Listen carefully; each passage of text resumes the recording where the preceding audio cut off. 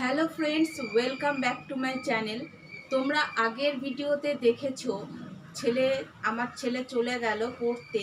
তো তারপরে আমার দিনগুলো কিভাবে কাটছে, একা একা কিভাবে আমি দিনগুলো কাটাচ্ছি ছেলে ছাড়া, সেই একটা দিন তোমাদের সেই একটা দিন তোমাদের সাথে শেয়ার করছি যে কিভাবে আমি সারাটা দিন কাটাই একা একা।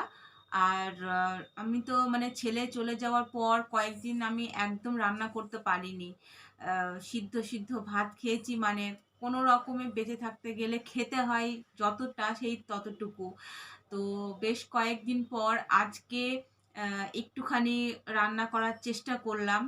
একদম মন করছে না যে আমি কিছু রান্না করি। তো ওই জন্য আবার না খেলে তো আমিও ঠিক থাকবো না। সবাই আমাকে ফোন করে করে বোঝাচ্ছে যে আমাকে তো ঠিক থাকতে হবে। তো সেই জন্য কিছু মানে রান্না করার চেষ্টা করলাম। ওইগুলো তোমাদের সাথে শেয়ার করেছি।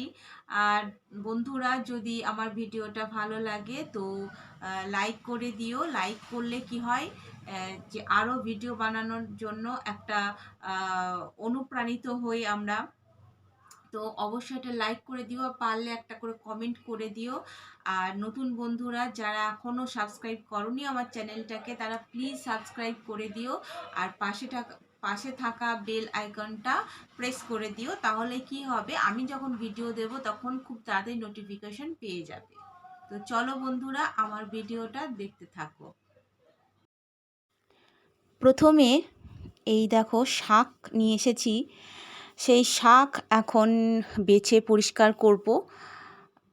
কলমি শাক এটা। আর ভেতরে দেখো কত হলুদ হলুদ পাতা শুকনো, আর কত যে মানে আজে বাজে পাতা ঘাস এর মধ্যে থাকে, সে কি বলবো, অর্ধেকই বাদ চলে যায়। তো তার মধ্যে থেকেই বেছে বেছে ভালো পাতাগুলো নিলাম, যেগুলো খাওয়ার যোগ্য, আর বাকিগুলো ফেলে দিলাম। তো এই এখন শাক বাছাবাছি চলছে। শাকটাকে কেটে নিই পরিষ্কার করে।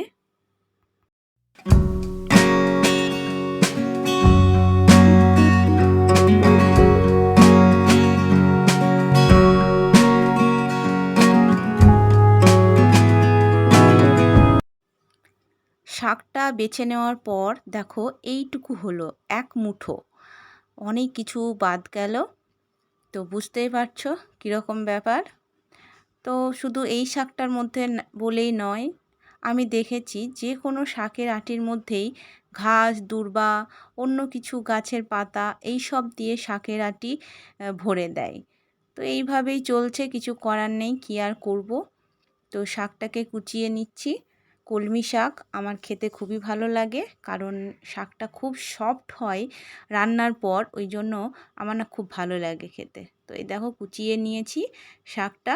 শাকটা আমার কোচানো রেডি হয়ে গেছে, ধুয়ে রান্না করে নেব। একটা বেগুন দেখো নিয়েছি। এই সাদা বেগুন আমার কিন্তু খুব ফেভারিট হয়, খুব টেস্টি লাগে। সাদা বেগুন ভাজাও ভালো লাগে, তরকারিও ভালো লাগে।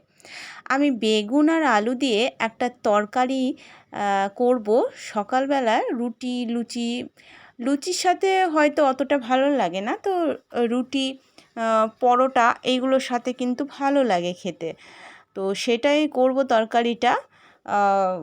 বেগুন এরকম করে কেটে নিয়েছি ডুমো ডুমো করে, আর আলুও ডুমো ডুমো করে কেটে নেব। তবে আলুটা খুব একটা বড় করে কাটবো না, মিডিয়াম সাইজেরই কাটবো। এই তরকারিটা কিন্তু কোনো মশলা দেব না, তো মশলা ছাড়াই হবে তরকারিটা। তোমরা যারা আমার রান্না দেখো, আমি তো রান্না সেরকম পারি না করতে তোমাদের মতো। তো একটা বেগুনের দেখো একটা সাইড কেটে নিয়ে ওটাই ভেজে নিচ্ছি। তো ওই বেগুনটা ভাজার পর কড়াইয়ের অবস্থা খুব খারাপ হয়ে গেছে, কেউ কিছু মনে করো না। তো দেখো সর্ষের তেল গরম করে কাঁচা লঙ্কা ফোড়ন দিয়ে প্রথমে রসুন কুচি দিয়ে দিলাম, তারপর একটু ভেজে নিয়ে পেঁয়াজ কুচি দিয়ে দিলাম। আমি কিন্তু ওই আলু বেগুনের তরকারিটা করছি, তো হালকা হালকা করে পেঁয়াজটা ভেজে নিয়েছি। তারপর আমি আলু আর বেগুনটা দিয়ে দিলাম। খুব একটা যে আমি লাল লাল করে ভাজবো তা নয়, একটুখানি সাঁতলে নেব, নিয়ে নুন আর হলুদ দিয়ে খুব ভালো করে মিশিয়ে নেব। এরপর দিয়ে দিলাম টমেটো কুচি। এটা অপশনাল, তোমরা দিতেও পারো না দিতেও পারো। আমার তো খুব ভালো লাগে টমেটোর রান্না, যে কোনো রান্নার মধ্যে টমেটো আমার খুব ভালো লাগে দিতে, তো সেই আমি ওই জন্য দিলাম। আর দেখো, যেই টমেটোটা একটু সেদ্ধ সেদ্ধ হয়েছে, গলা গলা মতো হয়েছে, তখনই দিয়ে দিলাম পরিমাণ মতো জল। জল কিন্তু একটু বেশিই লাগবে, কারণ আলুগুলো সেদ্ধ হতে একটু টাইম লাগবে। তো তরকারিটা আমি ঢাকা দিয়ে এদিকে চলে এসেছি আটা চালতে।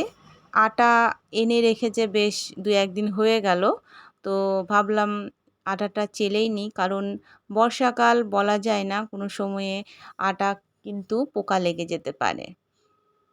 আর আমি কিন্তু থালার উপরেই আটা চালি, কারণ আমার পেপারের উপর পছন্দ হয় না। পেপার ঘরে থাকলে মনে হয় যেন পুরনো পুরনো হয়ে গেছে, আমার ভালো লাগে না। আমি ওই থালাটা ভালো করে ধুয়ে শুকিয়ে নিই, তারপর আটা চালি। তো এই ডিব্বাটার মধ্যে ভরে নিলাম। আর এই দেখো তরকারিটা এদিকে রেডি হয়ে গেছে। আর আমি 2টো রুটি নিয়েছি সকালে ব্রেকফাস্টের জন্য। তো এই তরকারিটা দিয়ে আমি রুটিটা খেয়ে নেব। এই তরকারিটা কিন্তু খুবই টেস্টি হয়, একদম দেখলেই পেলে কোনো মশলাই কিন্তু ছিল না এটার মধ্যে, জাস্ট পেঁয়াজ কুচি, রসুন কুচি, এই দিয়েই হয়ে গেছে। আর এখানে করেছি মুসুর ডাল, আর ওই যে কলমি শাক ভাজা, আর বেগুন ভাজা তো তোমরা দেখলেই। আর ওই তরকারিটা, ব্যাস হয়ে গেল দুপুরের লাঞ্চ। তো সন্তানরা যদি একবার পড়াশোনার জন্য বাইরে বেরিয়ে যায়, তারপর আর কিন্তু সেই আগের মতো বাচ্চা ছেলের মতো কিন্তু আর রাখা যায় না, তাই না? তারপর তাদের স্টাডি থাকে, হায়ার স্টাডি থাকে, তারপর জব থাকে, ছেলের তারপর একদিন সংসার হবে। এইসব নিয়ে এখন আমার এই চললো বোধ হয়। আর দুপুরবেলা হঠাৎ করে বৃষ্টি নেমে এলো, তো সেটা আমার খুব ভালো লাগছিল বলে একটু ভিডিও করে নিলাম তোমাদের সাথে শেয়ার করব বলে। সবুজ গাছের মধ্যে বৃষ্টি দারুণ লাগে দেখতে আমার। তোমাদের কেমন লাগে বন্ধুরা? আর আজকে ভাবছি সন্ধ্যাবেলায় মেলায় যাব, তো চলো আমার সাথে থাকো। বেশিক্ষণ থাকবো না, একটু ঘোরাঘুরি করে এদিক ওদিক করে চলে আসবো। কেনাকাটার সেরকম কিছুই নেই, এখন পুজোর বাজার চলছে, তাই মেলাতে কেনার কিছু প্রোগ্রাম নেই, জাস্ট একটুখানি ঘুরবো। যদি কিছু প্রোগ্রাম হয়, অ্যানাউন্স হচ্ছে আমার ব্যাকগ্রাউন্ডের নিচে, তোমরা শুনতে পাচ্ছ, তো কোনো প্রোগ্রাম হয় তাহলে একটুখানি দেখবো, দেখে আবার চলে আসবো। চলো বন্ধুরা, আমার সাথে তোমরাও চলো।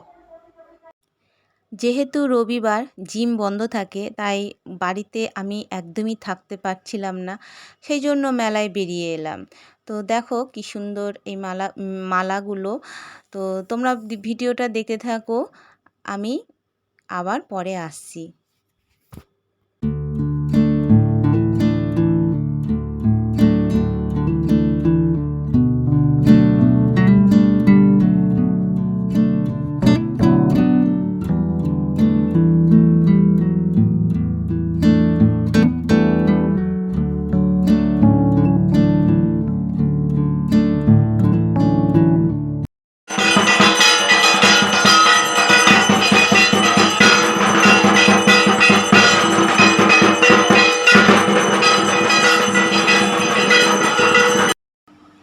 তো বন্ধুরা, এই ছিল আজকে আমার সারা দিনের প্রোগ্রাম। তো এখন বাজে রাত্রি 9:30, এখন আমি যাব ডিনার করতে। আর এখানে আমি ব্লগটা শেষ করছি, আবার একটা নতুন ব্লগের সাথে তোমাদের সাথে দেখা হচ্ছে। তাহলে সবাই খুব ভালো থেকো, সুস্থ থেকো, আর আমার ভিডিওগুলো দেখতে থেকো। তাহলে চলো, আজকের মতো টাটা।